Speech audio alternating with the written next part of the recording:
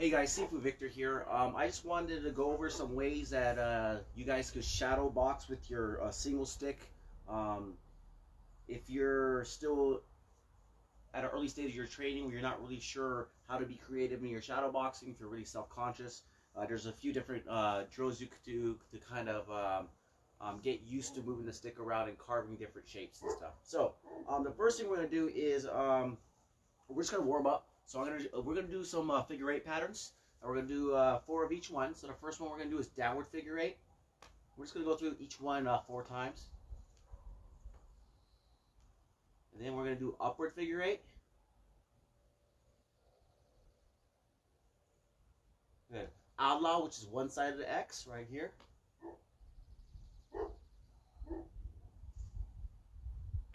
Boulon's the other side of the X from the uppercut side.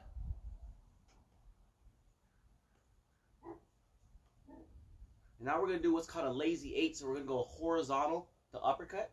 High horizontal to uppercut. And then we're going to do the opposite. Uppercut to horizontal.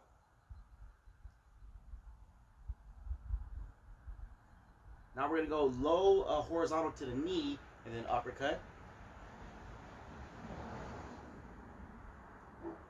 And then we're going to go uppercut and then horizontal to the knee.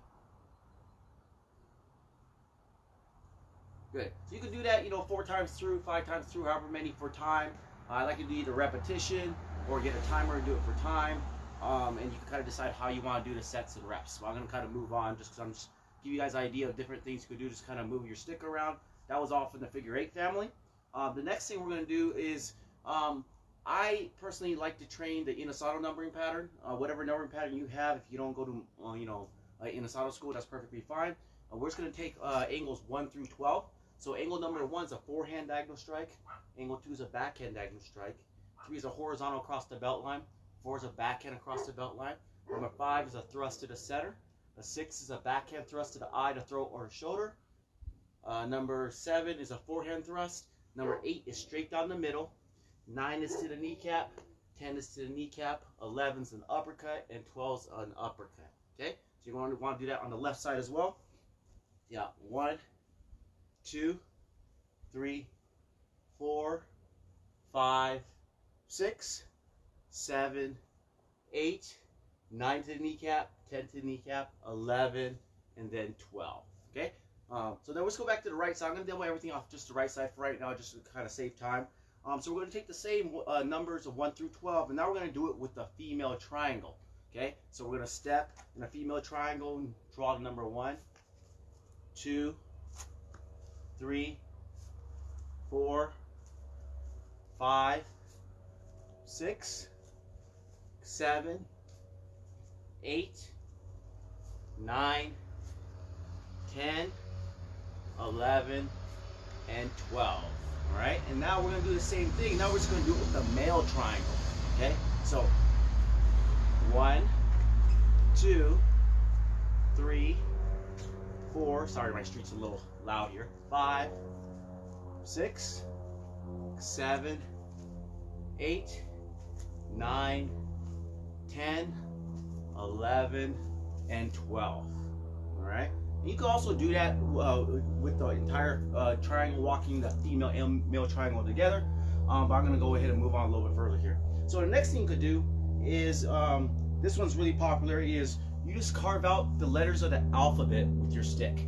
Okay. And when you do this, I always tell my students, you don't want to do this like you're finger painting on the wall or like you have a Harry Potter wand. You want to make sure you turn your body like you're playing an athletic sport like baseball, tennis, anything. You want to make sure you turn your waist and everything. Okay? I don't care whether you're you know your alphabet, right? If you know the order, whether it's lowercase, uppercase, cursive, that's not really relevant. All that's relevant is you're just trying to put your whole body into the motion, and you're just trying to have continuous motion as much as possible. Okay, so I'm going to demo this real quick here. Like I said, don't be too critical about the exact look of the letters. Just kind of free flow it. Obviously, if you have a mirror, this is really great to do in front of a mirror. That way you kind of see what you're doing. You can also do all these drills with a knife. Just keep in mind, if you do them with a knife, that you want everything to be tight and small. I like to think like if you know there's a rectangle on my chest here, I'm gonna stay within those lines and carve out really small slashes and thrusts when you're using a knife. All right, so let's go ahead and do that real quick here. So I'm just gonna go through the alphabet one time with my my right side. Okay.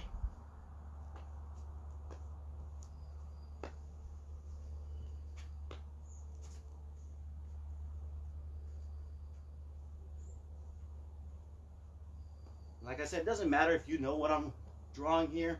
I'm not really worried about that.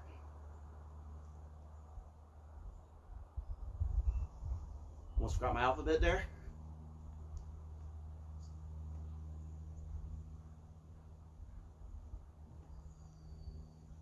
And Z. Okay, so once again, you can do that lowercase, uppercase, left hand, right hand, with the stick, with the knife. In Filipino boxing, we also do it with our elbow for elbow coordination as well. All right, so those are a few different ways that you can practice your single stick shadow boxing. And then afterwards, obviously, you could try to mix it all together. You know, drawing your downward figure eights, you know, redondos, horizontal slash forehand redondo, umbrellas, thrusts, abanico with ticks. If you know part of a backhand series where you go like backhand redondo, redondo, and everything else you knew moving around. You'll notice when I do single sticks, sometimes you'll see some motions from Chinese straight sword. I did practice Kung Fu for quite a while, so certain movements I have from Chinese straight sword or Chinese broadsword, and that's okay, because the stick is not just a stick, it's a sword. And you know, martial arts is, no matter what art you're really taking, everybody has two arms, two legs. It's functional and it works. Why not blend it together? Okay.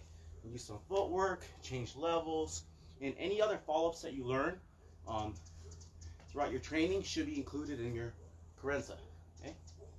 All right. So that's our lesson for today with the single stick solo training. With you don't have a partner, and it's just a good way to move around and kind of envision yourself having an opponent and just carving out your patterns with no pressure and in just kind of a relaxing way. All right, guys, so that's our lesson for today. And oh, the stick I was using today, just so you guys, if you're not aware, this is the Baliki stick. My instructor, Guru Ram Baliki, designed this stick. There's other sticks out there that are similar to this stick, but this one is awesome. I always purchase them from Guru Ram and sell them to my students because I think they're great. You don't have to go through a billion rattan sticks. These things, they'll last you a long time. He has a new stick coming out, or is out. It's the Baliki Trainer, which is like a soft stick that I'm in the process of purchasing as well, because that'll be great for obviously a little bit more contact sparring and stuff. All right, guys?